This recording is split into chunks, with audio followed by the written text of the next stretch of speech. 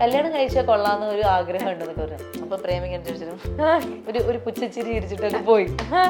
പിന്നെ ഞാൻ ചോദിക്കാൻ പോയില്ല. പിന്നെ എനിക്ക് പറയാതെ ഞങ്ങളുടെ മലയാളികളുടെ പ്രിയപ്പെട്ട നായിക 2 തവണ പ്രപ്പോസ് ചെയ്തിട്ടും മൈൻഡ് ഇല്ലാതെ കൂസലില്ലാതെ എണീറ്റ് പോയ പ്രേം. അതേപോലെ എന്തെങ്കിലും പ്രേമിന്റെ അടുത്ത് പറഞ്ഞു, പ്രേം എന്റെ പേരിൽ നിങ്ങൾ ഒരു ടാറ്റു അല്ല, അതൊക്കെ ഞാൻ ആവശ്യപ്പെട്ടത് എന്റെ നമ്മുടെ ഫോണില് പേര് ഒരു വൈഫ് എന്നോ സ്വീറ്റ് എന്നോ ലവ് എന്നോ എന്തെങ്കിലും സ്വാസികാന്ന്. ഞാൻ കുറച്ചൊരു പൈങ്കിളിയാണ്, അല്ലെങ്കിൽ ഞാൻ ഓവർ ഒരു റൊമാൻറ്റിക് ആണ്, കുറച്ച് ക്രിഞ്ചൊക്കെയാണ് ഞാൻ. അപ്പം എന്റെ സീത എന്ന് പറഞ്ഞ സീരിയലാണെങ്കിൽ അതിലും ക്രിഞ്ചായിരുന്നു. പോയി കുളിച്ചൊരു ചായ ഇട്ടുണ്ടോ? പറ്റില്ല, ഇന്ന് ചായ ഒന്നും ഇല്ല. വളരെ ചെറിയ പ്രായത്തിൽ തന്നെ എനിക്ക് ഇങ്ങനെ ഒരു ആഗ്രഹം ഉണ്ടായിരുന്നു. മുഖവാതിക്കൽ സ്നേഹം തിങ്കളാകുന്ന ആൾക്ക് എന്താ വെച്ചാൽ എല്ലാം സ്വന്തമായിട്ട് ചെയ്യണം. അതുപോലെ നമുക്ക് പാർട്ട്ണർക്ക് എല്ലാ ഫ്രീഡവും കൊടുക്കണം. പാർട്ട്ണർ ഒരു രീതിയിലും എന്താ പറയാ ബുദ്ധിമുട്ടിപ്പിക്കാനോ. ബാംഗ്ലൂർ ഡേയ്സിലെ പകുതിനെ എനിക്ക് പെട്ടെന്ന് ഓർമ്മ വന്നു. എന്റെ കാര്യങ്ങൾ ഞാൻ തന്നെയാണ് ചെയ്യുന്നത്, അതാണ് എനിക്ക് ഇഷ്ടം. അമ്മ പറയണത് കുഞ്ചു പെർഫെക്റ്റ് ആണെന്നാ പറയണത്. അതായത് അവന് അങ്ങനെ എല്ലാത്തിനും ഒരു ചിട്ടയുണ്ട്, അവൻ നല്ല ഡിസിപ്ലിനോട് വളർന്നതാണ്. അമ്മ തുണി കഴുകിയിട്ട് വാഷിംഗ് മെഷീൻ എടുക്കുമ്പോ തന്നെ നോക്കി അപ്പൊ നിങ്ങളൊരു സംഭവം.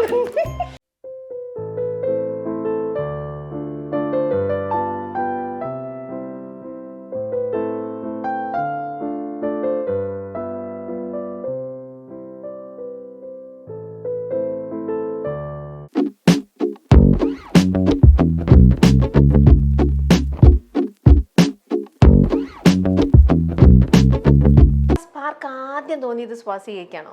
എനിക്ക് തന്നെയാണ് തോന്നിയത്. ഞാൻ തന്നെയാണ് പറഞ്ഞത്. ആണോ? അല്ല ഞാൻ പറയുന്നു, ഞാനൊന്നും അങ്ങനെ മനസ്സിൽ വെച്ചുകൊണ്ട് നടക്കാനും പറ്റില്ല.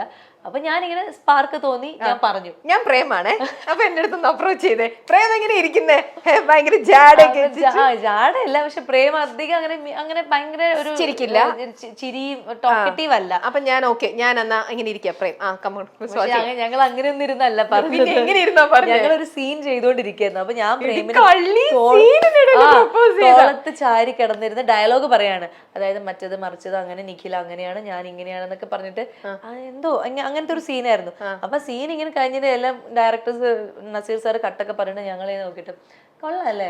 ഞാൻ പറഞ്ഞു എനിക്ക് ഇങ്ങനെ അഭിനയിക്കുമ്പോ നല്ലൊരു എന്താന്ന് അറിയാത്തൊരു ഫീല് വരുന്നുണ്ട്, കല്യാണം കഴിച്ചാൽ കൊള്ളാന്ന് ഒരു ആഗ്രഹം ഉണ്ടെന്നൊക്കെ പറഞ്ഞു. അപ്പൊ പ്രേമിക്കാൻ ചോദിച്ചിട്ട് ഒരു പുച്ഛച്ചിരി ഇരിച്ചിട്ടൊക്കെ പോയി. അപ്പൊ ഞാൻ പിന്നെ ഏറ്റില്ല.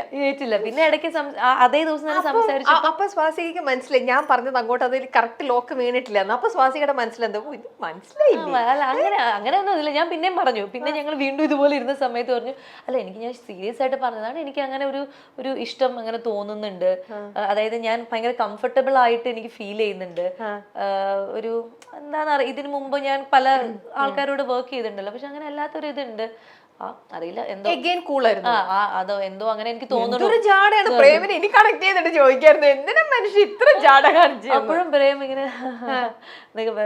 എന്നൊക്കെ പറഞ്ഞ് ഇങ്ങനെ ചിരിച്ചിട്ടൊക്കെ പോയി. പിന്നെ ഞാൻ ചോദിക്കാൻ പോയില്ല. പിന്നെ എനിക്ക് പറയാതെ ഞങ്ങളുടെ മലയാളികളുടെ പ്രിയപ്പെട്ട നായിക 2 തവണ പ്രപ്പോസ് ചെയ്തിട്ടും മൈൻഡ് ഇല്ലാതെ കൂസലില്ലാതെ എണീറ്റ് പോയ പ്രേം. അടുത്ത വൈറൽ ക്യാപ്ഷൻ പോട്ടെ. അപ്പൊ ഒന്നും ചെയ്യില്ല. പിന്നെ ഞാൻ പറഞ്ഞു എനിക്ക് റീൽസ് എടുക്കാനായിട്ട്, അതാണല്ലോ അന്നത്തെ അന്നല്ലേ ഇപ്പോഴും, അപ്പൊ റീൽസ് എടുക്കാനായിട്ട് വരാവോ? അപ്പൊ അതൊക്കെ എടുത്തു തരും. അപ്പൊ റീൽസ് എടുത്തു തന്നു. അപ്പൊ മറ്റേത് ആ പാട്ടിലുള്ള റീലായിരുന്നു. അപ്പൊ അങ്ങനെ നിൽക്ക് ഇങ്ങനെ നിൽക്കുന്നൊക്കെ പറഞ്ഞു. അപ്പൊ അവര് റീൽസ് എടുക്കാനെങ്കിലും ഒരാളാവുമായിരുന്നല്ലോ നിങ്ങളെ പ്രേമിച്ചിരുന്നെങ്കിൽ കറക്റ്റ് ആയിട്ട് എന്നൊക്കെ പറഞ്ഞു. ഞാനിങ്ങനെ ഓരോ പറഞ്ഞു. അപ്പോഴും ഇതെങ്ങനെയുണ്ട്, ഓക്കെ അല്ലേ? പിന്നെ അന്നത്തെ ദിവസം ഞങ്ങൾ വേറെ കുറെ കാര്യങ്ങൾ, അതായത് നസീർ സാർ ഇരുന്നപ്പോഴൊക്കെ പല ആളുകളുടെ പ്രണയത്തെ കുറിച്ചിട്ടും ലോങ് ഡിസ്റ്റൻസ് റിലേഷൻഷിപ്പിനെ അങ്ങനെ കുറെ പ്രണയത്തിന്റെ ടോപ്പിക് അന്ന് സംസാരിച്ചു. എന്തിനോ വേണ്ടി തിളക്കുന്ന സാമ്പാർ എന്ന് പറഞ്ഞാൽ നസീർ സാർ കിടന്ന് കുറെ പറഞ്ഞു. അപ്പൊ ഞാൻ എന്റെ കാര്യം പറഞ്ഞു, അപ്പൊ പ്രേമിന്റെ കാര്യം പറഞ്ഞു. അങ്ങനെ ആ ടോപ്പിക്ക് കഴിഞ്ഞ് കുറെ ഞങ്ങൾ അന്ന് പ്രണയത്തിനെ കുറിച്ച് വേറെ ആൾക്കാരുടെ കേട്ടോ കാര്യങ്ങളൊക്കെ സംസാരിച്ചൊക്കെ കഴിഞ്ഞ് പോയി. എന്നിട്ടൊന്നും ഒരു ഇതിനെ കുറിച്ചൊന്നും ഒന്നുമില്ല. പിന്നെ ഞാൻ ചോദിക്കാൻ പോയില്ല. അങ്ങനെ ആ ഷെഡ്യൂൾ കഴിഞ്ഞു. സമാധാനമായിട്ട് ഉറങ്ങിയോ? അതൊക്കെ ഉറങ്ങി. ഇതെന്താ പ്രേം ഇങ്ങനത്തെ ഒരു മനുഷ്യൻ? എത്ര തവണ ഞാൻ രാവിലെ മുതൽ ഇങ്ങനെ പറയാണ്. ഇങ്ങനത്തെ ഒരു അത്രയും ഒരു ഇതിലേക്ക് പോയില്ല. ഞാൻ ഇങ്ങനെ പറഞ്ഞതിന് ഇതില്ലാത്തതിന്റെ മാത്രമേ ഉള്ളൂ. അല്ലാതെ ഉറക്കമൊക്കെ നന്നായി ഉറങ്ങി, ഭക്ഷണം കഴിച്ചു, എല്ലാം ചെയ്തു. പിറ്റേ ദിവസം ഷൂട്ടിന് പോയി കാര്യങ്ങൾ. പിന്നെ അന്നത്തെ ആ ഒരു ഷെഡ്യൂൾ കഴിഞ്ഞു. ഞാൻ നാട്ടിൽ പോയി. പിന്നെ ഞങ്ങൾ ഇടയ്ക്ക് മെസ്സേജ് ഒക്കെ ചെയ്യും, അത് ഇത് എന്നൊക്കെ പറയുന്നത് മെസ്സേജ് ചെയ്യും. അങ്ങനെ ഒരു പ്രാവശ്യം ഞാൻ തിരിച്ച് ഷൂട്ടിന് വരുന്ന സമയത്ത് ഞാനിങ്ങനെ ഇവർക്ക് ഇദ്ദേഹത്തിന് ഒരു ഇതുണ്ട് സൂപ്പർ മാർക്കറ്റ് തൈക്കാട്. അപ്പം ഞാൻ എപ്പോഴും വരുമ്പോൾ ഇങ്ങനെ ഇത് വേണം അത് വേണം മറ്റത് വേണം മറിച്ച് വേണം ലിസ്റ്റ് കൊടുക്കും. അപ്പൊ അങ്ങനെ ഞാൻ കുറെ ലിസ്റ്റ് വേറെ എന്തൊക്കെയോ കാര്യം സംസാരിച്ചിരുന്നു, കുറെ ലിസ്റ്റ് ഒക്കെ കൊടുത്തു, ഇതൊക്കെ വേണം ഞാൻ ഇന്ന സമയത്ത് എത്തും എന്നൊക്കെ പറഞ്ഞപ്പോഴാണ് മറുപടി ആയിട്ട് വന്നത് thanks for coming to my life എന്നാണ് പ്രേമിന്റെ മറുപടി വന്നത്. അപ്പൊ ഞാൻ അയച്ചത് ബ്രെഡ്, മുട്ട, ലെറ്റ്യൂസ്, എന്ത് നാച്ചോസ് അതൊക്കെ പറഞ്ഞിട്ടാണ് അയക്കണേ. അതിനുള്ള മറുപടിയാണ് പറയുന്നത് thanks for coming to my life എന്ന്. അപ്പൊ ഞാൻ എന്താണ് പറഞ്ഞു, അല്ല ഇത്രയും ദിവസം ഇങ്ങനെ സംസാരിച്ചപ്പോഴും അത് അന്ന് പറഞ്ഞ കാര്യങ്ങൾ ഞാൻ ആലോചിച്ചപ്പോഴും പിന്നെ അതിന് ശേഷം നമ്മൾ മീറ്റ് ചെയ്തപ്പോഴൊക്കെ ഞാൻ ഒബ്സർവ് ചെയ്തപ്പോഴൊക്കെ എന്നൊക്കെ പറയാം. അപ്പൊ ഞാൻ ഇത്രയും അവർ ഡെഫിനറ്റ്ലി അങ്ങനെ വേണമല്ലോ, അല്ലാണ്ട് ചാടി കയറി അങ്ങനെ എനിക്ക് പറയാനും പറ്റില്ല. ഞാൻ അങ്ങനത്തെ ഒരു സ്വഭാവമല്ല, പെട്ടെന്ന് അങ്ങനെ ഒരു ഉത്തരം പറയാനും പറ്റില്ല. പിന്നെ എനിക്കും അപ്പോഴാണ് പ്രേം പറയണത്, എനിക്കും പിന്നെ ഒരു എന്താ പറയാ, ഞാൻ കണ്ടിരുന്നത് എന്നെക്കാളും സീനിയർ ആയിട്ടുള്ളൊരു ഒരു ആർട്ടിസ്റ്റ് ആണ്, എന്നെക്കാളും ആനയാണ് ചേനയാണ് മറ്റതാണ് സ്റ്റേറ്റ് അവാർഡ് അതാണ്. അപ്പൊ ഞാനിപ്പോ വളർന്നു വരുന്നുള്ളൂ. അപ്പൊ അതൊക്കെ എന്റെ മനസ്സിലെ ഒരു എന്താ പറയാ എന്തോ ഒരു കോംപ്ലക്സ് പോലെ അല്ലെങ്കിൽ ഒരു ഇൻസെക്യൂരിറ്റി ഒരു ഫീൽ ഉണ്ട്. അപ്പൊ ഇതൊക്കെ ചുമ്മയാണോ എന്ന് അറിയില്ലല്ലോ, നിങ്ങൾ ഇതുപോലെ തന്നെ ചുമ്മാ കുറെ പറ്റിച്ചിട്ട് പോവാലോ വേണമെങ്കിൽ. എങ്ങനെയൊക്കെ ഞാൻ പോലും അങ്ങനെയൊന്നും ചിന്തിച്ചില്ല. അങ്ങനെയൊക്കെ ചിന്തിച്ചു. പക്ഷെ പിന്നെ പല സമയത്തും ഞാൻ വേറെ ആൾക്കാരുടെ അടുത്തിരുന്നിട്ട് ഞാൻ സ്വാസികേനെ കുറിച്ചിട്ട് ഇങ്ങനെ ചുമ്മാ ഒരു ടോപ്പിക് ഇടും. അപ്പൊ അവര് പറയും, അപ്പൊ അവര് പറഞ്ഞപ്പോ എന്റെ അടുത്ത് നിയാസൊക്കെ പറഞ്ഞു, നസീർ സാറൊക്കെ സ്വാസികയെ കുറിച്ച് ഭയങ്കര നന്നായിട്ട് പറഞ്ഞു, മീര ചേച്ചി ഞങ്ങളുടെ അമ്മയായിട്ട് അഭിനയിച്ച. അപ്പൊ മീര ചേച്ചി എല്ലാവരും അങ്ങനെ പറഞ്ഞു. അപ്പൊ ഞാനിങ്ങനെ ഒബ്സർവ് ചെയ്തു, അത് ചെയ്തു ഇത് ചെയ്തു, എങ്ങനെയാണ് സംസാരം, എങ്ങനെയാണ് ഇത് എന്നൊക്കെ. വഴക്കില്ല ബഹളമില്ല, എപ്പോഴും ഭയങ്കര ഹാപ്പിയാണ്. വഴക്കില്ല ബഹളം ഇല്ല എന്ന് പറയാനും പറ്റില്ല. എനിക്കും വിരൂപമായ വേറൊരു ഹാപ്പി ഓക്കെ. പ്രത്യേകിച്ച് അങ്ങനെ ഒരു ഈഗോ ഇല്ല എനിക്ക്. അതാ മേ ബി അതൊക്കെ. അപ്പൊ അതൊക്കെ ഞാൻ ഒബ്സർവ് ചെയ്തു. പിന്നെ അങ്ങനെയാണ് ആ താങ്ക്സ് ഫോർ കമ്മിങ്. അപ്പൊ ഞാൻ പറഞ്ഞു ശരി. പിന്നെയാണ് അതങ്ങ് വളർന്നത്. പിന്നീട് അങ്ങോട്ടുണ്ടായിരുന്ന ഷൂട്ടിങ്ങിന്റെ ഓരോ ദിവസം ഈ ഷൂട്ടിങ് അടുത്തായിരുന്നു തീരല്ലേ തീർന്നും പോയി അല്ലേ. അങ്ങനെ ഞങ്ങൾ ഇത് ഒരു റിലേഷൻഷിപ്പിൽ ആയതിനു ശേഷം പിന്നെ കുറച്ച് ഒരു 4-5 സ്കെഡ്യൂൾ ഉണ്ടായിരുന്നു, അപ്പോഴേക്കും തീർന്നു. അതെന്താന്ന് പറയാ, നിങ്ങൾ റിലേഷൻഷിപ്പ് ആയി കഴിഞ്ഞാൽ പിന്നെ രണ്ടുപേർക്കും പൈസ ഉണ്ടാക്കണമെങ്കിൽ ഒരുമിച്ച് നിന്നിട്ടില്ല, രണ്ടുപേരും 2 സെറ്റിൽ നിന്നിട്ട് പൈസ ഉണ്ടാക്കാനുള്ളതാണെന്ന് തോന്നുന്നുണ്ട് നിങ്ങളുടെ അങ്ങനെ ആയിരിക്കും. ശരി, അപ്പൊ പ്രേമിന്റെ അടുത്ത് ഞാനിപ്പോ ചോദിച്ച ചോദ്യം ഞാൻ സ്വാസികയുടെ അടുത്ത് ചോദിക്കട്ടെ. അപ്പൊ ഇത്രയും പ്രതീക്ഷയോടെയൊക്കെ സ്വാസിക പ്രപ്പോസ് ചെയ്തു, അവസാനം കല്യാണം കഴിച്ചു. പക്ഷെ പ്രേം കല്യാണത്തിന് മുമ്പ് തന്നെ ഇവൾ എനിക്ക് പറ്റിയ പെണ്ണാണോ എന്ന് ശരിക്കും ഒന്ന് സ്റ്റഡി ചെയ്തിട്ട് തന്നെയാണ് ലൈഫിലേക്ക് വന്നത്. സ്വാസിക അത്രത്തോളം ഒന്നും ചിന്തിച്ചില്ല എന്ന് പറഞ്ഞു. അപ്പൊ ഇപ്പൊ ലൈഫിലേക്ക് വന്നു കഴിഞ്ഞപ്പം പ്രേമില് എന്തെങ്കിലും ഒരു മാറ്റം കാണുന്നുണ്ടോ? നേരത്തെ പ്രേം തന്നെയാണോ ഇപ്പത്തെ പ്രേം? സ്വഭാവത്തിലൊന്നും അങ്ങനെ എനിക്കൊരു മാറ്റമായിട്ട് തോന്നില്ല. കാരണം അന്നും ഞാൻ കാണുമ്പോഴും ഞാൻ അതിനു മുൻപ് കൂടെ വർക്ക് ചെയ്ത ആൾക്കാരെല്ലാവരും ഭയങ്കര, ഇപ്പം ഷാനവാസ് ആണെങ്കിലും ബിപിൻ ആണെങ്കിലും ദീപനാണെങ്കിലും എല്ലാവരും ഭയങ്കരമായിട്ട് സംസാരിക്കുക, ഒരു അങ്ങനത്തെ ഒരു വേറൊരു വൈബിലുള്ള ആൾക്കാരായിരുന്നു. പ്രേം അന്ന് ഞാൻ കാണുമ്പോഴും വളരെ കുറച്ച് മാത്രം സംസാരിക്കുന്ന, ചോദ്യത്തിന് മാത്രം 1 വേർഡ് ആൻസർ പറയുന്ന, അധികം ചിരിയാണെങ്കിലും അങ്ങനെ എന്നുള്ള പൊട്ടിച്ചിരിയൊന്നുമില്ല, ചെറിയ ചിരി അങ്ങനെയൊക്കെയാണ്. അങ്ങനെ ഒരു ഇതായിട്ട് നിൽക്കുന്ന ആള് തന്നെയായിരുന്നു. അത് തന്നെയാണ് ഇപ്പോഴും. അപ്പൊ അന്നും ഞാൻ അത് പറഞ്ഞ വഴക്കം, ഒന്ന് ചിരിച്ചുകൂടെ, ഒന്ന് വർത്താനം പറഞ്ഞൂടെ, എല്ലാം 1 വേർഡ് ആൻസർ ഉള്ളൂ നിങ്ങൾക്ക് അത്രേ ഉള്ളൂ. അത് അന്നും ഞാൻ ചോദിക്കും, ഇപ്പോഴും ചോദിക്കാറുണ്ട്. അപ്പൊ അതിനൊന്നും അങ്ങനെ മാറ്റമൊന്നും വന്നില്ല. പക്ഷെ എനിക്ക് ഞാൻ മനസ്സിലാക്കി റിയലൈസ് ചെയ്തൊരു കാര്യം എന്ന് വെച്ച് കഴിഞ്ഞാൽ ഞാൻ കുറച്ചൊരു പൈങ്കിളിയാണ്, അല്ലെങ്കിൽ ഞാൻ ഓവർ ഒരു റൊമാൻറ്റിക് ആണ്, കുറച്ച് ക്രിഞ്ചൊക്കെയാണ് ഞാൻ. അപ്പം എന്റെ സീത എന്ന് പറഞ്ഞ സീരിയലാണെങ്കിൽ അതിലും ക്രിഞ്ചായിരുന്നു. അപ്പൊ അതിൽ എന്റെ ഇന്ദ്രേട്ടൻ എന്നെ ഭയങ്കരമായിട്ട് ഒരു രാജ്ഞിയെ പോലെ കൊണ്ട് നടക്കുന്നു, ഞാൻ അത് ചെയ്യാം, അങ്ങനത്തെ ഒരു ഭർത്താവിന്റെ സെറ്റ്. അപ്പൊ കിട്ടണം, ഇങ്ങനെ ഒരാളെ കിട്ടണം എന്നൊക്കെ ആയിരുന്നു അപ്പൊ എന്റെ മനസ്സിലാവും, ഇങ്ങനെ എന്നെ കൊണ്ടുനടക്കുന്ന ഒരാളെ കിട്ടണം എന്നൊക്കെ. പക്ഷെ റിയാലിറ്റിയിൽ വന്നപ്പോ ഞാൻ ഈ ആളുമായിട്ട് അട്രാക്ട് ആയി. അപ്പൊ ഞാൻ വിചാരിച്ചു അപ്പൊ ഇതും ഒരു നല്ലൊരു ക്വാളിറ്റി ആണ്. പിന്നെ എനിക്ക് മനസ്സിലായി അതും അങ്ങനെ, അല്ലെങ്കിൽ നമ്മൾ എപ്പോഴും കൊഞ്ചിക്കുക, അല്ലെങ്കിൽ എപ്പോഴും നമ്മൾ ഇതാക്കുക, അല്ലെങ്കിൽ ഉമ്മ ലവ് യു, അതൊന്നും അല്ല റിയൽ ആയിട്ടുള്ള ഒരു റിലേഷൻഷിപ്പ്, അല്ലെങ്കിൽ ഒരു ശരിക്കുള്ള സ്നേഹം എന്ന് പറഞ്ഞാൽ നമ്മളെ ഭയങ്കരമായിട്ട് പീസ്ഫുൾ ആക്കി വെക്കാൻ അവർക്ക് പറ്റണം എന്നുള്ളതാണ്. അപ്പൊ ഞാൻ ഇദ്ദേഹത്തിന്റെ കൂടെ, അല്ലെങ്കിൽ ഞങ്ങളുടെ ആ ഒരു റിലേഷൻഷിപ്പ് തുടങ്ങിയതിന് ശേഷം എനിക്ക് അങ്ങനെ ഞാൻ ഭയങ്കര സങ്കടപ്പെട്ട് കരഞ്ഞ് ബഹളം വെച്ച് അല്ലെങ്കിൽ ഞാൻ മെന്റലി ഭയങ്കര ഡൗൺ ആവുക അങ്ങനത്തെ ഒരു സംഭവമേ ഉണ്ടായിട്ടില്ല. ഞാൻ ഭയങ്കര ഹാപ്പി ആയിരുന്നു ആ ഒരു 3 വർഷം. ഒരു ടെൻഷനും വരും, പല ടെൻഷനുകൾ വന്നാലും അതൊക്കെ അങ്ങ് പെട്ടെന്ന് തന്നെ എനിക്ക് മറക്കാൻ പറ്റുന്നുണ്ട്. ഞാൻ ഭയങ്കരമായിട്ട് വർക്ക് ചെയ്യാൻ തുടങ്ങി. അതായത് ഒന്നിനെ കുറിച്ച് നമുക്ക് ബോധപ്പെടേണ്ട ആവശ്യമില്ല. കാരണം നീ എനിക്ക് വേണ്ടി സമയം തന്നില്ല, നീ അത് ചെയ്തില്ല, നീ അപ്പൊ അവിടെ എത്തിയപ്പോ വിളിച്ചില്ല, നീ ഇങ്ങനെ ചെയ്തില്ല, നീ എവിടെ പോയി, മറ്റത് അങ്ങനെ ഒരു ചോദ്യമില്ല.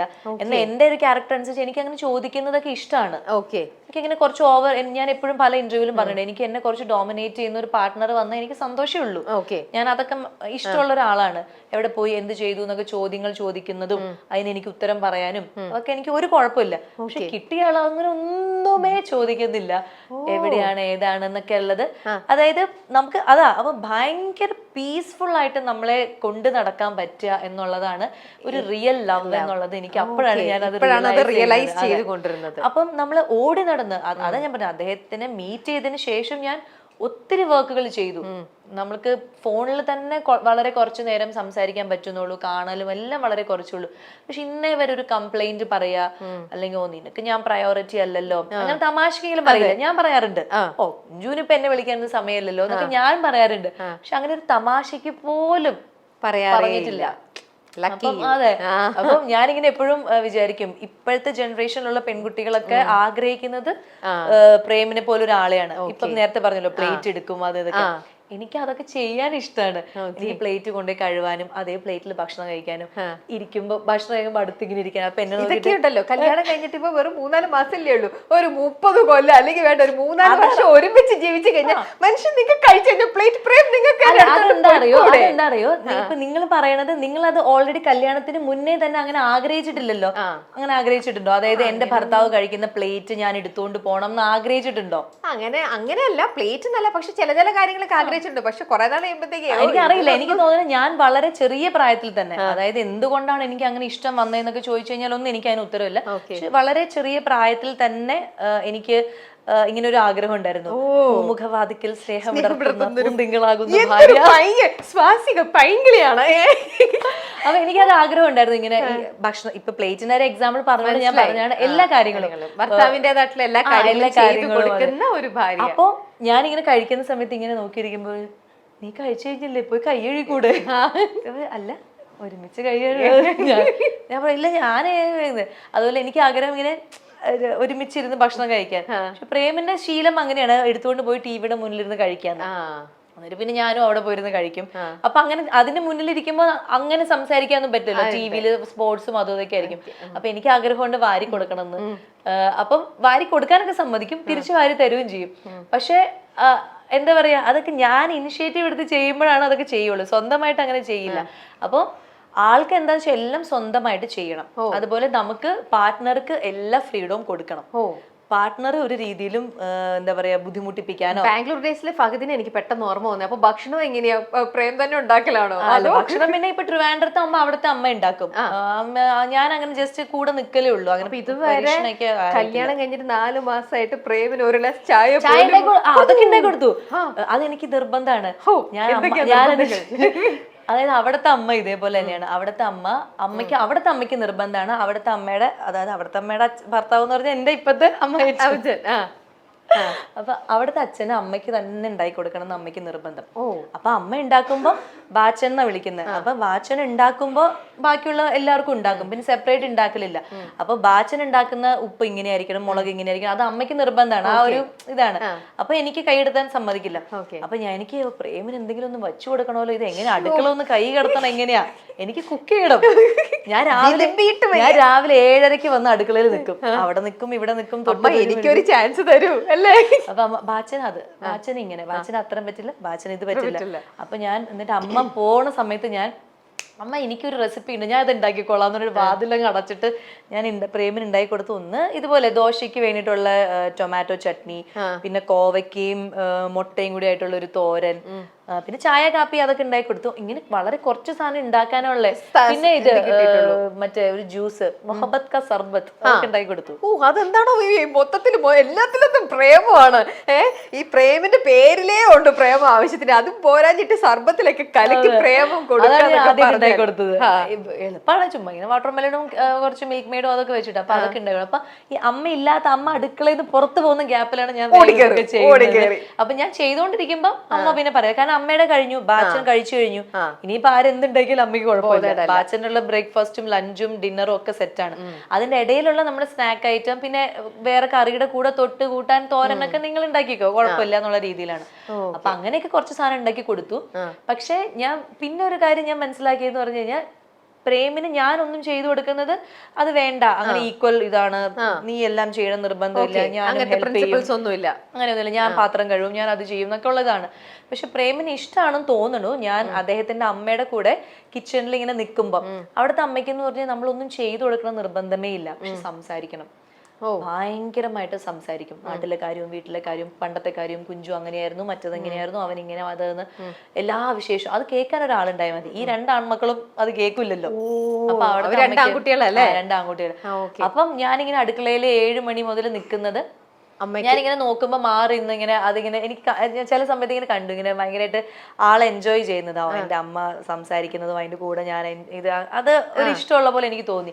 അപ്പൊ ഞാനും അമ്മയുടെ വേറെ നമുക്ക് പ്രത്യേകിച്ച് ദോഷമൊന്നും ഇല്ലല്ലോ, അവിടെ പോയി നിൽക്കുക, അമ്മ പറയുന്ന കഥകളൊക്കെ കേൾക്കുക, അത്രേ ഉള്ളൂ. പിന്നെ എന്തെങ്കിലും ഒന്ന് വേണമെങ്കിൽ അതൊന്നും അങ്ങോട്ട് എടുത്ത് വെക്കുക, ഒന്ന് അരിയുക, ഒന്ന് മാറ്റി വെക്കുക, ഒന്ന് വാങ്ങി വെക്കുക, അത്രയൊക്കെ ജോലിയുള്ളൂ. അപ്പൊ അമ്മ സ്വന്തം മോന്റെ കൂടെ ഇനി അങ്ങോട്ട് ജീവിക്കേണ്ട മകൾ എന്നുള്ള രീതിയിൽ, മോളെ എന്റെ മോന്റെ ഇന്ന കാര്യങ്ങൾ ശ്രദ്ധിച്ചോടെ, അവനിൽ ഇന്ന ഡ്രോബാക്ക് ഉണ്ട്, അല്ലെങ്കിൽ നീ ആയിട്ട് വേണം അവന്റെ ആ കാര്യം ശരിയാക്കാൻ, അങ്ങനെ എന്തെങ്കിലും ഒരു ഒന്നുമില്ല. അമ്മ പറയണത് കുഞ്ചു പെർഫെക്റ്റ് ആണെന്നാ പറയണത്. അതായത് അവന് അങ്ങനെ എല്ലാത്തിനും ഒരു ചിട്ടയുണ്ട്, അവൻ നല്ല ഡിസിപ്ലിനോട് വളർന്നതാണ്. അപ്പൊ അങ്ങനെ നല്ല കുട്ടനായ എന്റെ മോനെ നീ ആയിട്ട് കുഴപ്പങ്ങളൊന്നും ഞാൻ ഈ പ്ലേറ്റ് എടുത്തോണ്ട് പോകുമ്പോ പറയും, എന്റെ പൊന്നു മോളെ അവൻ അത് ചെയ്തോട്ടെ, നീ ആയിട്ട് അവനെ നശിപ്പിക്കില്ലേ എന്ന്. അവൻ എനിക്ക് പ്ലേറ്റ് കഴുകണം, എന്നെ ഒന്ന് ജോലി ചെയ്യാൻ സമ്മതിക്കും.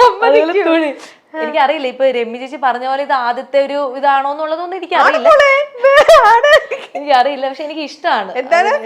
എന്തൊരു പഴഞ്ചൊല്ലുണ്ടല്ലോ, പുത്തരച്ചി വേറൊന്നും കൂടെ ഉണ്ട്, വേറൊന്നൊരു സ്ഥലം ഉണ്ടല്ലോ, ആരംഭശൂരത്വം. അത് തന്നെ, അതൊക്കെ ആണോന്ന് അറിയില്ല. പ്രേക്ഷകരെ നിങ്ങൾ അതിന് ട്രോൾ ചെയ്യാന്നൊന്നും എനിക്കല്ല, പക്ഷെ എനിക്ക് ആഗ്രഹമുണ്ട്. അപ്പൊ അമ്മ തുണി കഴുകിയിട്ട് വാഷിംഗ് മെഷീൻ എടുക്കുമ്പോ തന്നെ നോക്കി, അപ്പൊ നിങ്ങളൊരു സംഭവം, അപ്പൊ പ്രേമ വന്നിട്ട് ഇതെന്താ വന്നിട്ട് തുണി എടുക്കാൻ പറ്റും. അപ്പൊ കുഞ്ചു എന്നെ ദേഷ്യം പിടിപ്പിക്കരുത് പ്ലീസ്, പോയിരിക്കും, ഞാൻ നിങ്ങളുടെ തുണി ഇങ്ങനെ ഒന്ന് വിരിച്ചിട്ടുണ്ട്. പ്രേം ഇതൊക്കെ എന്താണ്, ഇതൊക്കെ ഞാൻ ഇവിടെ ചെയ്യുന്ന പണിയാണ്, ഇത് ഇപ്പൊ ഞാൻ എന്താണ്, ഞാൻ പറ്റില്ല, ഇപ്പൊ ചെയ്യണ്ട, ഞാൻ ഇല്ലാത്തപ്പോ ചെയ്താൽ മതി.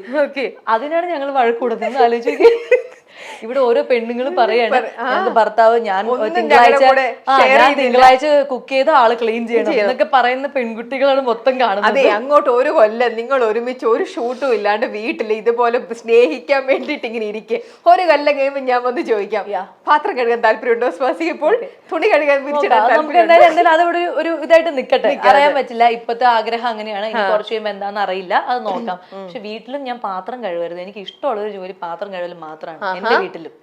ബാക്കിയുള്ളതൊന്നും വലിയ ഇഷ്ടമില്ല, പക്ഷെ പാത്രം കഴുകാൻ എനിക്ക് ഭയങ്കര ഇഷ്ടമുള്ള പരിപാടിയാണ്.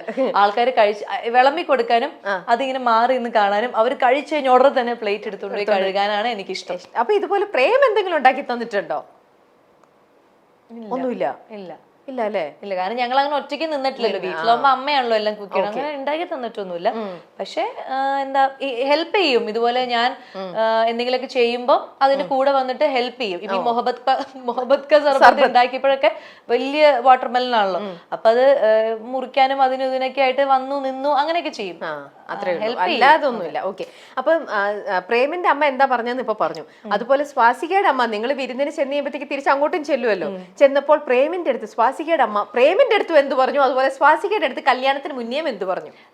അല്ല, എന്റെ അമ്മ എപ്പോഴും എന്റെ അടുത്ത് പറയണെന്ന് പറഞ്ഞു കഴിഞ്ഞാൽ, അതായത് നമ്മുടെ വീട്ടില് എങ്ങനെയാണോ നമ്മൾ എല്ലാവരെയും കാണുന്നത്, അതിപ്പോ അമ്മ എപ്പോഴും പറയണത്, ഇപ്പൊ ഞാൻ നിന്നെ വഴക്ക് പറഞ്ഞു കഴിഞ്ഞാൽ നിനക്ക് ഭയങ്കരമായിട്ടുള്ള ഫീലിങ്സ് ഒന്നും ഉണ്ടാവില്ല, ചിലപ്പോ ഒരു ചെറിയ പരിഭവമൊക്കെ ഉണ്ടാവും, നീ അത് മറക്കും. അതേപോലെ തന്നെയാണ് അവിടെ എന്തെങ്കിലും ഒരു രീതിയിൽ നിനക്ക് ഇഷ്ടപ്പെടാത്ത എന്തെങ്കിലും സംഭവിച്ചു കഴിഞ്ഞാലും അത് പിണങ്ങിക്കോ, അത് നിങ്ങൾ സംസാരിച്ച് തീർത്തോ. പക്ഷെ അത് വലിയൊരു സംഭവമാണ്. എന്നെ അങ്ങനെ പറഞ്ഞു, അയാൾക്ക് അത് എന്നെ പറയാനുള്ള അധികാരമില്ല, അല്ലെങ്കിൽ ആ അമ്മയ്ക്ക് എന്നെ അത് പറയാനുള്ള അധികാരമില്ല. അങ്ങനത്തെ ഒരു കിരീടം അല്ലെങ്കിൽ അങ്ങനത്തെ ഒരു സാധനം തലയിൽ വെക്കരുത്. ഇവിടെ ഞങ്ങൾ ജോയിന്റ് ഫാമിലിയാണ് ഞങ്ങൾ താമസിക്കുന്നത്. അപ്പം ഇവിടെ അമ്മൂമ്മ പറയുമ്പോൾ നിനക്ക് വിഷമമില്ല, പ്രീച്ചിറ്റമ്മ പറയുമ്പോൾ വിഷമമില്ല, ഞാൻ പറയുമ്പോൾ വിഷമമില്ല, അച്ഛൻ പറയുമ്പോൾ വിഷമമില്ല, എന്നാൽ അവരൊക്കെ എന്നെ മിനിറ്റിന് മിനിറ്റ് ചീത്തയും പറയും, എന്തെങ്കിലുമൊക്കെ ചീത്ത പറയും. പക്ഷെ എനിക്ക് അതൊരു വിഷമമില്ല. അതെ, അപ്പൊ അതേപോലെ തന്നെയാണെന്ന് വിചാരിക്കുക. അപ്പൊ എപ്പോഴും നീ നിന്റെ മനസ്സ് നല്ല റിലാക്സ് ആയിട്ട് വയ്ക്കുക, എല്ലാം ടേക്ക് ഇറ്റ് ഈസി ആയിട്ട്. അങ്ങനെ അതെപ്പോഴും അമ്മ പറയുന്ന കാര്യമായിരുന്നു. പിന്നെ ഇങ്ങനെ ചെറിയ ചെറിയ കാര്യങ്ങൾക്ക് അതിങ്ങനെ ഊതിപ്പെരിപ്പിച്ച് വലിയ കാര്യമാക്കി അത് ആലോചിച്ച് അത് ഓവർ തിങ്ക് ചെയ്ത് അത് അങ്ങനെ ഇങ്ങനെ അങ്ങനെ ഒന്നും ചിന്തിക്കാതിരിക്കുക, അതൊക്കെ പറയും. ബാക്കിയുള്ളതൊക്കെ പിന്നെ ജോലി ചെയ്യുന്ന കാര്യങ്ങളൊന്നും അങ്ങനെ അമ്മ അവിടെ പോയി ജോലി ചെയ്ത് അതിനെക്കുറിച്ചൊന്നും എൻ്റെ അടുത്ത് അന്നും പറഞ്ഞിട്ടില്ല. എന്നെ വീട്ടിൽ അങ്ങനെ ഭയങ്കരമായിട്ട് വേറെ വീട്ടിൽ പോകാനുള്ളതാണ് അതുകൊണ്ട് ഈ പണി ചെയ്യണം അങ്ങനെയൊന്നും പറഞ്ഞിട്ടില്ല. പക്ഷെ അമ്മയെ കൂടെ നിർത്തുമായിരുന്നു എന്തെങ്കിലുമൊക്കെ ചെയ്യാൻ. അപ്പം ഒരുവിധമൊക്കെ നമുക്കെല്ലാം അറിയാം. അതൊക്കെ തന്നെ എനിക്ക് ഉപദേശം. പക്ഷെ പ്രേമം വന്നപ്പോൾ പ്രേമിന് ഉപദേശമല്ല പ്രേമിനോട് പറഞ്ഞത്, ഇവള് ഭയങ്കര ടെൻഷനാണ് ഇവൾക്ക്. 10 മണിക്ക് ഒരു സ്ഥലത്ത് എത്തണം എന്ന് പറഞ്ഞു കഴിഞ്ഞാൽ അവിടെ 10 മണിക്ക് എത്താൻ പറ്റിയില്ലെങ്കിൽ ഭയങ്കര ടെൻഷനാവും. കൂടെ ഇരിക്കുന്നവരെ കൂടി ചൊറിഞ്ഞ് അവരെ കൂടി ടെൻഷൻ ആക്കി. അതുകൊണ്ട് മോനെ സമയത്ത് ഇറങ്ങിക്കോണേ. അതെ, സമയത്തിന് ഇറങ്ങിക്കണം മാത്രല്ല, ഇറങ്ങിയില്ലെങ്കിൽ ഇവളിങ്ങനെ എന്നൊക്കെ പറയുമ്പോ നീ ടെൻഷൻ ആവരുത്, ദേഷ്യപ്പെടരുത്. അത് ഇച്ചിരി കൂടുതലാണ്. തൊട്ടനും പിടിച്ചതിനും ഒക്കെ ടെൻഷനാണ്. അതായത് ഇപ്പൊ ഒരു ഡ്രസ്സ് ഇട്ടു, ഈ ഡ്രസ്സ് ഇട്ടപ്പോ ഇതല്ല ഞാൻ ഈ കളർ അല്ലല്ലോ ഞാൻ ഈ കളറല്ലേ തൃപ്തിയായില്ലെങ്കിൽ അത് പറഞ്ഞോണ്ട് ഇങ്ങനെ മുഖത്ത് നന്നായിട്ട് കാണും. അപ്പൊ ഞാൻ അടുത്തുള്ളവരുന്നു അങ്ങനെ നമുക്ക് വേറെ സ്ഥലത്ത് പോയി മാറ്റിയാലോ, പച്ച മാറ്റിയിട്ട് മറ്റേ നിർത്താലോ, അങ്ങനെ അങ്ങനെ. അപ്പൊ കൂടെ ഇരിക്കുന്നവർക്ക് ചിലപ്പോ ചൊറിഞ്ഞു കയറുമല്ലോ. അതെ, അമ്മയാകുമ്പോ അമ്മ ഒന്നും പറയില്ല. അമ്മ പറയാ ഇതൊക്കെ ഇത് മതി മതി മതി അങ്ങനെ. അപ്പൊ അത് അമ്മ പറഞ്ഞു, അങ്ങനെയൊക്കെ വരുമ്പോ നീ ഒന്ന് പ്രേമൊന്ന് അവളെ സെറ്റ് ആയിക്കോണം, അല്ലെങ്കിൽ അത് മൈൻഡ് ചെയ്യണ്ട, അത് വിട്ടാ മതി. എന്ന് പറഞ്ഞിട്ട് പിന്നെ അവിടെ എത്തുമ്പോ പിന്നെ ചിരിച്ചോണ്ട് നിന്നോളും. അപ്പൊ അത് കുഴപ്പമില്ല. അപ്പൊ അങ്ങനെ കുറച്ച് കാര്യം ശ്രദ്ധിക്കണം. പിന്നെ സമയത്തിന് ഇറങ്ങാൻ പറ്റുകയാണെങ്കിൽ അത്ര നല്ലത്. അല്ലെങ്കിൽ കാറിൽ പോകുന്ന വഴി അവളുടെ ഇങ്ങനത്തെ ഒരു ഈ സംഭവങ്ങളെല്ലാം കേട്ടോണ്ടിരിക്കുന്നവര്. അപ്പൊ എനിക്ക് അങ്ങനത്തെ കുറച്ച് ചെറിയ ചെറിയ കാര്യങ്ങൾ, അത് വലിയ കാര്യമൊന്നുമില്ല. അപ്പൊ അതിങ്ങനെ അമ്മ പ്രേമം വന്നപ്പോ പറയുന്ന കേട്ടു ഞാൻ. അപ്പൊ അത് ഇതാവരുത്, ദേഷ്യപ്പെടരുത്, ഇതാക്കരുതെന്നൊക്കെ അമ്മ പറഞ്ഞു. ഓക്കെ, അപ്പൊ അങ്ങനെ ഒരു അനുഭവം പ്രേമന് ഉണ്ടായിട്ടുണ്ടോ? ഉണ്ടായിട്ടുണ്ട്. അതെവിടെ പോയപ്പോഴാ? ഞങ്ങൾ എവിടെ പോകുമ്പോഴും എവിടെയെങ്കിലും ഇപ്പൊ പോകുന്ന സമയത്ത് ഇപ്പൊ സിനിമയ്ക്കൊക്കെ ഞങ്ങൾ പോയല്ലോ. പ്രേമിന്റെ കൂടെ പോയി കണ്ട മൂവി ഏതാ? അല്ല, ഞങ്ങൾ കല്യാണം കഴിഞ്ഞ് ഞങ്ങൾ ആദ്യം കണ്ടത് പ്രേമലു. ഓക്കെ, അതിനു മുമ്പ് കണ്ടത് സീതാരാമം. ഓക്കെ, എല്ലാത്തിനകത്തും ഉണ്ട്. അവിടെ സീതയുണ്ട്, കല്യാണം കഴിഞ്ഞപ്പോ പ്രേമന്റെ കൂടെ പ്രേമലുമായി. ഈ സിനിമയ്ക്ക് പോകുമ്പോഴൊക്കെ ആവുമ്പോഴും അല്ലെങ്കിൽ ജിമ്മില് ഞങ്ങൾ ഒരുമിച്ച് വർക്ക്ഔട്ട് ചെയ്യാൻ പോകുമ്പോഴാണെങ്കിൽ പോലും അവിടെ അങ്ങനെ പ്രത്യേക സമയമൊന്നുമില്ല. പക്ഷെ ഞാൻ 10 മണിയാ എന്ന് പറഞ്ഞു. അപ്പൊ അവിടെ ഒരു സമയമില്ലല്ലോ, നമുക്ക് ഏത് സമയത്തുണ്ടെങ്കിലും അവിടെ പോവാം. അവിടെ ആരും നിന്ന് കാത്തിരിക്കുന്നില്ല. അല്ലല്ല, അങ്ങനെയല്ല, അങ്ങനെ ചുമ്മാ അങ്ങനെ. എനിക്ക് എന്തൊരു ടെൻഷനാണ്, ഒരു ടെൻഷൻ എന്തിനാന്ന് എനിക്ക് തന്നെ അറിയില്ല. അപ്പൊ പ്രേമനോട് ഞാൻ പറയാം. അപ്പൊ പ്രേമന് പക്ഷെ ക്ഷമന്ന് പറഞ്ഞ എന്റെ അമ്മോ, ക്ഷമയുടെ നെല്ലിപ്പലക ആളാണ് കണ്ടുപിടിച്ചെന്ന് തോന്നുന്നു. ആണല്ലേ? ഒന്നും അറിയില്ല, ഇങ്ങനെ നോക്കും. അപ്പൊ എത്ര പറഞ്ഞാലും കൂസലേ ഇല്ലാന്ന് പറഞ്ഞിട്ട് സ്വാസിക തന്നെ മിക്കവാറും ഈ സ്വഭാവം അങ്ങ് മാറ്റും. അങ്ങനെയായിരിക്കും സംഭവിക്കാൻ പോകുന്നത്. വളരെ കൂൾ, റിലാക്സ് എന്ന് പറയും. പിന്നെ വേറെ എന്തെങ്കിലും കാര്യങ്ങൾ അയ്യോ അവൻ ആ ഡേറ്റ് അങ്ങനെ മാറ്റി കുഞ്ചു, മറ്റത് ഇനി ഞാൻ എങ്ങനെ പോയിട്ട് ഞാൻ മാറ്റി മറ്റത് അത് സിനിമയല്ല, അവര് ഡേറ്റ് മാറ്റും. റിലാക്സ്, മൊത്തത്തിൽ വളരെ കൂളാണ്. അപ്പൊ നമ്മുടെ ആ പ്ലാൻ നടക്കരുത്, നമ്മൾ അവിടെ പോവാന്ന് വിചാരിച്ചില്ല. അപ്പൊ അതെന്ത് ചെയ്യും? അപ്പൊ അടുത്ത അത് നമ്മൾ ജീവിച്ചു തുടങ്ങിയിട്ടല്ലേ, ഇനി കിടക്കല്ലേ സമയം, നമുക്ക് പോവാം, കൂൾ. അപ്പൊ എനിക്ക് ഇത്രയും കാംനെസ് എനിക്ക് ഹാൻഡിൽ ചെയ്യാൻ പറ്റുന്നില്ല. കുറച്ചുകൂടെ നിങ്ങൾ മെന്റലാവോ, എന്നെ പോലെ കുറച്ച് ഇതാവൂ എന്നാണല്ലേ പറയുന്നത്. ഭയങ്കര കൂള്, ഭയങ്കര എന്നോട് റിലാക്സ്. ഞാൻ റിലാക്സ്ഡ് ആണ്, എനിക്ക് പ്രശ്നമൊന്നുമില്ല പ്രത്യേകിച്ച്. പക്ഷെ ഇങ്ങനെ ചെറിയ ചെറിയ പ്രശ്നം വരുമ്പോ നമ്മളതൊന്ന് ഓവറായിട്ട് എക്സ്പ്രസ് ചെയ്യും. ഞാൻ എല്ലാ കാര്യവും ഓവറായിട്ട് എക്സ്പ്രസ് ചെയ്യും. എന്തിനാ ഓവർ ആക്ട് ചെയ്തത്? അങ്ങനെ ഓവറായിട്ട് എക്സ്പ്രസ് ചെയ്യുന്ന ഒരാളാണെങ്കിൽ ഇത്തിരി പൈങ്കിളിയാണെന്നും പറഞ്ഞു. അങ്ങനെയാണെങ്കിൽ സീത എന്ന് പറഞ്ഞ ആ സീരിയൽ ചെയ്യുമ്പോ തന്നെ അതിനകത്തെ നായകൻ ഇങ്ങനെ സീത എന്ന് പറഞ്ഞ ടാറ്റു നെഞ്ചിലൊക്കെ ടാറ്റു ചെയ്യുന്ന ഒരാളല്ലേ. അപ്പം അങ്ങനത്തെ ഓരോ നായകനെയൊക്കെയാണല്ലോ മനസ്സിൽ കണ്ടത്. അപ്പൊ അതേപോലെ എന്തെങ്കിലും പ്രേമിന്റെ അടുത്ത് പറഞ്ഞു, പ്രേമ എന്റെ പേരിൽ നിങ്ങളൊരു ടാറ്റു അല്ല, അതൊക്കെ ഞാൻ ആവശ്യപ്പെട്ടത് എന്റെ നമ്മുടെ ഫോണില് പേര് ഒരു വൈഫ് എന്നോ സ്വീറ്റ് എന്നോ ലവ് എന്നോ എന്തെങ്കിലും സ്വാസികാന്ന്. ഈ പ്രേമിനെ പ്രേമിക്കാൻ പഠിപ്പിക്കണല്ലോ. അതേ ഞാൻ ആവശ്യപ്പെടുന്നുള്ളൂ, ചാറ്റ് പോട്ടെ. അതെ, ഫോണിൽ നമ്മളൊന്ന് പേര് അപ്പൊ കല്യാണത്തിന് മുമ്പ് പറഞ്ഞു ആൾക്കാര് പലവരും കാണുന്നില്ല, അപ്പൊ അങ്ങനെ അതൊക്കെ. അപ്പൊ ഇനിയിപ്പോ കുഴപ്പമില്ലോ, ഒരു ഹാർട്ട് ഇട്ടിട്ട് വൈഫ് എന്നോ അല്ലെങ്കിൽ ലവ് എന്നോ എന്തെങ്കിലും ഇടാലോ. എന്തെങ്കിലും ഒന്നും ഇടാം. അതിടില്ല, സാധനം അല്ലേ, അതിടില്ല. തിരിച്ചു കാണിച്ചു കൊടുക്കണ്ടേ? നോക്കൂ പ്രേം ഞാൻ എന്താ ഇട്ടിരിക്കണേന്ന്, എന്താ എഴുതിയേക്കുന്നത്? ഹാപ്പിനെസ്. അങ്ങനെയാണോ എഴുതിയേക്കുന്നത്? അത് കാണിക്കാൻ പറ്റുമോ? കാണട്ടെ. സ്വിച്ച് ഓഫ് ആയോ? ഇല്ല ഇല്ല ഇല്ല, ഞാൻ വെച്ച കുഞ്ചു എന്നല്ലായിരിക്കും. അതെ കണ്ടോ, ഹാപ്പിനെസ്, ലവ്. ഓ എന്താ അത് തന്നെ ചെയ്യുന്നു. പിന്നെ ഞാൻ ഇതുപോലെ തന്നെ പറഞ്ഞു, അതായത് എല്ലാവരും ഇരിക്കുമ്പോ ഞാൻ പറഞ്ഞില്ലേ നമ്മൾ മാത്രമുള്ളപ്പോ ചിലപ്പോ പൊന്നു അല്ലെങ്കിൽ ബേബി എന്നൊക്കെ വിളിക്കും. അപ്പൊ ഞാൻ പറഞ്ഞു എല്ലാവരും ഇരിക്കുമ്പോ എന്തെങ്കിലും ഒന്ന് വിളിച്ചൂടെ? പറഞ്ഞു എല്ലാവരും വിളിക്കുമ്പോ സ്വാസിക, അല്ലെങ്കിൽ ഞാൻ ആരെയും പേര് വിളിക്കാറില്ല, ഞാൻ എടാ അല്ലെങ്കിൽ ഡോ എന്നൊക്കെ വിളിക്കാറുള്ളൂ. ഇപ്പൊ നിന്നെ ആയതുകൊണ്ട് സ്വാസിക എന്ന് വിളിക്കാന്ന് പറഞ്ഞു. അതും സന്തോഷം എന്നെ അങ്ങനെയായിരുന്നേ. ഓക്കെ, പിന്നെ കല്യാണത്തിലെ സ്വാസികയുടെ ഡ്രസ്സുകൾ എല്ലാവരും ശ്രദ്ധിക്കപ്പെട്ട ഒന്നായിരുന്നു. ശരിക്കും അന്ന് കുറേ പേര് സംസാരിച്ചിരുന്നു, ഒരുപാട് പേര് പറഞ്ഞിട്ടുണ്ട് നല്ല ബ്യൂട്ടിഫുൾ സാരി അല്ലെങ്കിൽ ഡ്രസ്സ് എന്ത് രസമാണ്, നല്ല ഇതെന്നൊക്കെ. അതൊക്കെ സ്വാസിക തന്നെയാണോ, അത് കസ്റ്റമൈസ്ഡ് ആയിരുന്നു? അത് ഡ്രസ്സിനെ കുറിച്ചിട്ട് അങ്ങനെ ഞാൻ ഭയങ്കരമായിട്ട് അതിന്റെ പുറകെ ഈ പറഞ്ഞ പോലെ ഞാൻ നാട്ടിലില്ലാത്തതുകൊണ്ട് പറ്റിയില്ല. പക്ഷെ എനിക്ക് സ്ഥിരമായിട്ട് മേക്കപ്പ് ചെയ്യും, എന്റെ ഡ്രസ്സൊക്കെ നോക്കുന്ന ഒരാളുണ്ടായിരുന്നു, അഭിലാഷ് എന്ന് പറഞ്ഞിട്ട്. അപ്പൊ അഭിലാഷിനെ ഞാൻ അങ്ങ് ഏൽപ്പിച്ചു. അപ്പൊ അബി നിനക്ക് അറിയാലോ എന്നൊക്കെ പറഞ്ഞിട്ട് അവനെ ഏൽപ്പിച്ചു. പിന്നെ അവനാണ് ഓരോ സ്ഥലത്ത് പോയിട്ട് നമ്മുടെ ആര്യയുടെ ബെഡായി ആര്യ ഉണ്ടല്ലോ, അവരുടെ കാഞ്ചീവരം സ്റ്റോറി പോയിട്ട് അവനാണ് സാരി സെലക്ട് ചെയ്തത്. അമ്മയും ഞാനും ഷൂട്ടിലായിരുന്നു, പിന്നെ ആര് പോവാൻ. അവൻ തന്നെ പോയിട്ട് ഇന്ന സാരി ഈ കളർ സ്വാസി ചേച്ചിക്ക് ചേരുന്നുണ്ട് അവൻ തന്നെ സെലക്ട് ചെയ്തു. അവൻ തന്നെ ബ്ലൗസ് കാസർഗോഡ് ജാഷ് എന്ന് പറഞ്ഞിട്ട് ജസാഷ് എന്ന് പറഞ്ഞൊരു ബൊട്ടീക്ക് അവിടെ പോയി അവൻ തന്നെ ചെയ്തു. റിസപ്ഷൻ ഡ്രസ്സും എല്ലാം കോസ്റ്റ്യൂം എല്ലാം ഓടി നടന്ന് ചെയ്തത് അഭിലാഷാണ്. പിന്നെ ഹൽദി അങ്ങനത്തെ കാര്യങ്ങളൊക്കെ ചെയ്തത് ട്രിവാൻഡ്രത്തുള്ള നിതിൻ എന്ന് പറഞ്ഞിട്ടാണ്. നിതിനെയും ഞാൻ ജസ്റ്റ് പറഞ്ഞു ഇതൊക്കെയാണ് റെഫറൻസ്. നിതിനും അത് ചെയ്തു. പിന്നെ മേക്കപ്പ് എല്ലാ ഫംഗ്ഷനും അബി തന്നെ ചെയ്തേ. ഓർണമെന്റ്സ് അതും അബി പോയിട്ട് ഇവിടെ നമ്മൾ TT ദേവസിയിൽ പോയി. അപ്പൊ എനിക്കൊന്നും അവിടെ പോയിട്ട് ഓർണമെന്റ്സ് പർച്ചേസ് ചെയ്യാനൊന്നും പറ്റിയില്ല. ഞാൻ ഒരു ദിവസം പോയിട്ട് ഇങ്ങനെ അവര് ഷോപ്പ് എന്തൊക്കെയാണ് കളക്ഷൻ കണ്ടേ ഉള്ളൂ, സെലക്ട് ചെയ്യാൻ സമയം കിട്ടിയില്ല. പിന്നെ ഞാൻ അബിയെ പറഞ്ഞു വിട്ട് അങ്ങനെ അബി എന്റെ അച്ഛനെ പോലെയാണ് എന്നെ കല്യാണം നടത്തിയത്. എല്ലാ കാര്യവും സെലക്ട് ചെയ്ത് സാരിയും ആഭരണവും മേക്കപ്പും ലുക്കും എല്ലാം അവൻ തന്നെയാ ചെയ്തത്. ഒന്നും അറിഞ്ഞിട്ടില്ല, ഭാഗ്യവതി. പിന്നെ വേറൊന്നും പറയട്ടെ, സ്വാസിയുടെ കല്യാണം എന്ന് പറഞ്ഞ സമയത്ത് ഇപ്പൊ ഈ പറയുന്ന ഒരു 4 മാസത്തെ സമയം കിട്ടി, അതിനുള്ളിൽ വെച്ചു. പക്ഷെ എന്നാലും സ്വാസിക ആ കല്യാണത്തിന്റെ ചുറ്റിപ്പറ്റി കുറെ പേരെ പറ്റിച്ചു എന്നുള്ളൊരു സംഭവം കൂടെ ഉണ്ട്. ഞങ്ങളുടെ പ്രൊഡ്യൂസർ വരെ അതിനെ കുറിച്ച് പറഞ്ഞിട്ട് നമ്മുടെ ഇതിനകത്ത് പ്രൊഡ്യൂസർ വരെ അതിനെക്കുറിച്ച് പറഞ്ഞിട്ട് എപ്പോഴും സങ്കടപ്പെടുന്നു. എന്നെ വരെ സ്വാസിക പറ്റിച്ചു അറിയോ എന്ന് വരെ ചോദിച്ചിട്ട് പറഞ്ഞു. ഞാൻ ഇഷ്ടം പറഞ്ഞു അല്ല, പറ്റിച്ചു ഇഷ്ടം പറഞ്ഞു ഒന്നല്ല.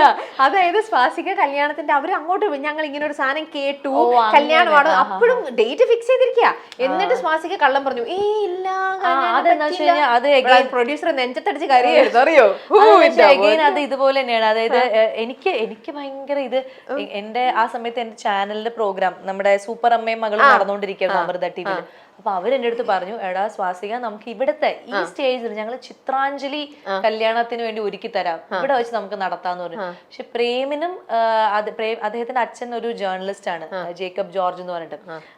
അപ്പൊ അവർക്കൊന്നും അങ്ങനെ ഭയങ്കരമായിട്ട് ഇതൊരു മീഡിയയിലേക്ക് ഉടനെ ഭയങ്കര എത്തിച്ച് അങ്ങനെ താല്പര്യമില്ല. പ്രേമിനും ഇല്ല, അദ്ദേഹത്തിന്റെ അച്ഛനും അമ്മയ്ക്കും എല്ലാവരും വളരെ ഒരു എന്താ പറയാ ഒതുങ്ങിയ ഒരു കല്യാണം. അപ്പൊ അതുകൊണ്ടാണ് അധികം മീഡിയയിൽ നമ്മൾ മുന്നേ തന്നെ പറയാത്തതും. ഈ സേവ് ദ ഡേറ്റ് എനിക്ക് ചെയ്യണമെന്നുണ്ടായിരുന്നു, എൻഗേജ്മെന്റ് ചെയ്യണം, ഒന്നും പ്രേമനാണ് വേണ്ടെന്ന് പറഞ്ഞത്. അപ്പൊ അദ്ദേഹത്തിന് അങ്ങനെ ഒരു ആഗ്രഹം, വളരെ നമ്മുടെ ആളുകൾ മാത്രം അറിഞ്ഞൊരു കല്യാണം നടത്തുക എന്നുള്ളത്. അതുകൊണ്ടാണ് എല്ലാരും വിളിച്ചപ്പോഴും എനിക്ക് പറയണമെന്നുണ്ട് പ്രൊഡ്യൂസർ വിളിച്ചപ്പോ. പക്ഷെ പാവം പ്രൊഡ്യൂസർ ഇന്ന് സമാധാനമായിട്ട് ഉറങ്ങുമായിരിക്കും കേട്ടോ. പ്രേമിന്റെ മുഖം, എനിക്ക് പ്രൊഡ്യൂസർ അല്ലോ പ്രേമല്ലേ, അതെ അത് കേട്ടു, അതിവിടെ ഇരിക്കുന്ന ആൾക്കാർ പ്രേമിന്റെ മുഖം ഓർത്തപ്പോ ഞാൻ പറഞ്ഞു ഇല്ല ചേട്ടാ അങ്ങനെ ഇല്ല അതൊരു വെച്ചു. പക്ഷെ സ്വാസിക എന്നാലും ഇങ്ങനെയൊക്കെ ആയ പോലും കുറെ എന്താ പറയാ വീട്ടുകാർ വിചാരിച്ചത് ഒതുങ്ങിയ ഒരു കല്യാണം എന്നൊക്കെ പ്രതീക്ഷിച്ചിരുന്നാൽ പോലും നാട്ടിലുള്ള എല്ലാ ഓൺലൈൻ ചാനലുകാരും അവിടെ എത്തി എന്നുള്ളതാണ്. അപ്പൊ അവിടെ അത് ശരിക്കും അങ്ങനെ അത് പെട്ടെന്ന് വൈറലായി, എല്ലാവരും ഭയങ്കര സങ്കടം തോന്നി. കാരണം അവരൊക്കെ എന്തെല്ലാരും വന്ന കല്യാണം അങ്ങനെയല്ല, അവരെ നമ്മൾ വിളിക്കണമല്ലോ, അതാണല്ലോ അതിന്റെ ഒരു അവര് വിളിച്ചിട്ട് വരുന്നതാണല്ലോ അതിന്റെ ഒരു രീതി. എനിക്കാണെങ്കിൽ അവരെ വിളിക്കാനും പറ്റില്ല, ആരും വിളിക്കരുന്ന് പറഞ്ഞുകൊണ്ട് നമുക്ക് വിളിക്കാനും പറ്റുന്നില്ല. പക്ഷെ ഇവർ വരികയും ചെയ്തു, എല്ലാവരും അറിഞ്ഞു. അപ്പൊ എല്ലാവരും ഇതേ ചോദ്യം ചോദിച്ചു, എന്നാലും ഞങ്ങളൊന്നും വിളിച്ചില്ലല്ലോ എന്നൊക്കെ പറഞ്ഞു. അപ്പൊ ഞാൻ പറഞ്ഞു അത് അങ്ങനെ സോറി എന്നൊക്കെ പറഞ്ഞിട്ട്. പക്ഷെ എല്ലാവരും വന്നു, അത് സന്തോഷമാണ്. പക്ഷെ എനിക്കൊരു മനസ്സിലൊരു സങ്കടം, നമ്മള് അതിന് മുൻപ് 2-3 ദിവസം മുമ്പ് കണ്ടേ ഉള്ളൂ വിവേകാനന്ദൻ വൈറലാൻഡ് പ്രൊമോഷന് വേണ്ടിയിട്ട് ഇവരെല്ലാവരും ഉണ്ടായിരുന്നു, എല്ലാ ഓൺലൈൻ ആൾക്കാരും ഉണ്ടായിരുന്നു. അപ്പൊ എന്നോട് ചോദിക്കുന്നുണ്ട്, കാരണം ഷൈൻ ഇങ്ങനെ ഓരോന്ന് ഇളക്കി കൊടുക്കുന്നുണ്ട്. അപ്പൊ എന്നോട് ചോദിച്ചു, അപ്പോഴും ഞാൻ ഇല്ല അവന് അവൻ ചുമ്മാ പലതും പറയുന്നൊക്കെ പറഞ്ഞ് ഞാൻ ഇരിക്കുക. അതേ ആൾക്കാർ നേരിട്ട് വന്നു കല്യാണത്തിന്. പക്ഷെ എങ്ങനെ അവർ അറിഞ്ഞു, വെന്യൂ ഒക്കെ എങ്ങനെ അറിഞ്ഞു എനിക്കൊരു ഐഡിയ ഇല്ല.